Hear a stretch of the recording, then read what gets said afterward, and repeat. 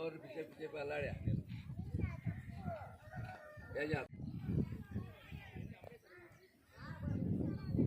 अब ये చెప్పండి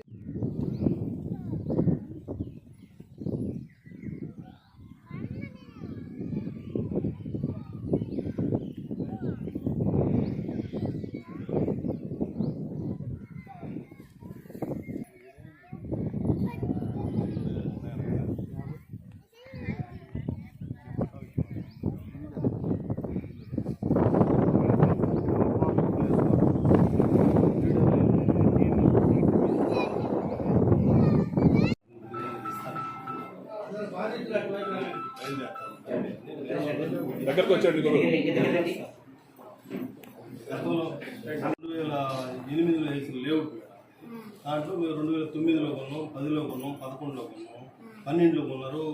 అందరూ మార్చి కొనుక్కొని ఉన్నారు. 59 ఫ్లాట్లు అయింది. ఊళ్ళో వాళ్ళు 6 మంది ఉన్నారు. బయట ఊళ్ళో అటు పక్కన ఉండేవాళ్ళు 45-50 కొన్నోళ్ళు ఫ్లాట్ కొన్నోళ్ళు రిజిస్ట్రేషన్ వాళ్ళ వెనక కొంతమంది ఉన్నారు. వాళ్ళ బ్యాక్గ్రౌండ్ చేస్తారు. మరి పొలిటికల్ లేదు, లోకల్. హిందూమతి అండి. ఇక్కడున్న పెద్దవాళ్ళందరికీ నమస్కారం అండి. మేము 2010లో జెండా దెబ్బలో ఫ్లాట్ కొనుక్కున్నామండి. మేము కొన్ని రోజులు ఉంది ఫ్లాట్ అని అప్పుడప్పుడు వెళ్తూ చూస్తూ వస్తుండేవాళ్ళము. కొన్ని రోజుల తర్వాత మళ్ళీ ఇప్పుడు చాలామంది అక్కడ వాళ్ళు గుడిసెలు వేసుకున్నారు. మేము 2-3 దఫాలు వెళ్తే మమ్మల్ని దబాయించి మీకు ఇక్కడెక్కడ ఉంది స్థలము, మీరు ఉన్నప్పుడు కరెంట్ ఉండిందా, స్తంభాలు లేవు కదా, కరెంట్ లేదు కదా, మేము వేయించుకున్నాము, మేము సొంతంగా చేసుకున్నాము, మావి ఇవన్నీ మీరు వచ్చేదానికి లేదు, వచ్చారంటే మిమ్మల్ని ప్రాణాలతో పెట్టము అని మమ్మల్ని దబాయించారండి. అందుకని మేము ఆర్డీఓ గారి దగ్గరికి సహాయం కోసం ఆత్మకూరుకి ఆఫీస్కి వచ్చామండి.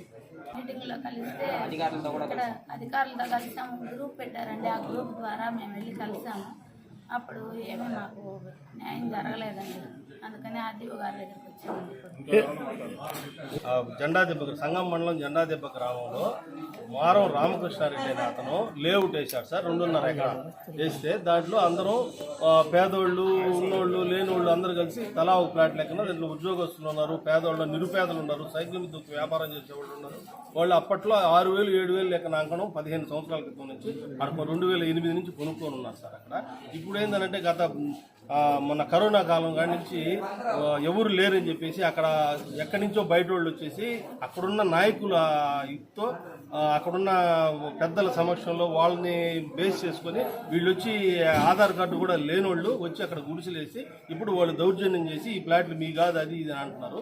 మా దగ్గర రిజిస్ట్రేషన్ పేపర్ పక్కాగా ఉన్నా కూడా పోయి చూసుకుని మీ దగ్గర ఏం పేపర్లు ఉన్నాయన్నా కూడా వాళ్ళు వినడం లేదు. దండంతో వాళ్ళందరూ అక్కడ చేరి ఇది మీ స్థలం కాదు, ఇది శివాయి అది ఇది అన్న తర్వాత మేము మండల్ సర్వేని తీసుకుపోయి అక్కడ కొలిపించి ఇచ్చేసాం సార్. మాకు మండల సర్వేర్ కాదు, మాకు జిల్లా సర్వేర్ వస్తేనే మేము ఒప్పుకుంటామని అన్నారు. అప్పుడు జిల్లా సర్వేని కూడా రిక్వెస్ట్ చేసుకుని జిల్లా సర్వే ముత్తలేసి రాళ్ళు వేసి కలర్స్ వేసి ఎర్ర రంగులు వేసి అంతా చేసి పెట్టాం సార్. కానీ వాళ్ళు ఆ రాళ్ళను కూడా పెరిగేసి అక్కడికి వస్తే మమ్మల్ని చంపేస్తాం అది ఇది అని బెదిరింపులు బెదిరిస్తూ గందరగోళం చేసి అసలు మమ్మల్ని ఆ ఏరియాకే రానికుండా ఆ ఫ్లాట్లు మీ కాదు ఈ మాయి మేము ఆక్రమించుకున్నాయని చెప్పి వాళ్ళు దౌర్జన్యం చేస్తున్నారు సార్. చాలా భయంకరంగా ఉంది. ఈరోజు ఈ సోమవారం గ్రీవెన్స్ డే సందర్భంగా మన మేడం గారికి ఆర్డీఓ గారికి అర్జీ ఇచ్చి ఆమెను రిక్వెస్ట్ చేస్తే ఆమె మంచి మనసుతో 24 గంటలకు వచ్చి మేము మీ ఏరియాకి వచ్చి నేను సర్వే చేసి మీకు న్యాయం చేస్తానని మేడం గారు చెప్పినారు సార్.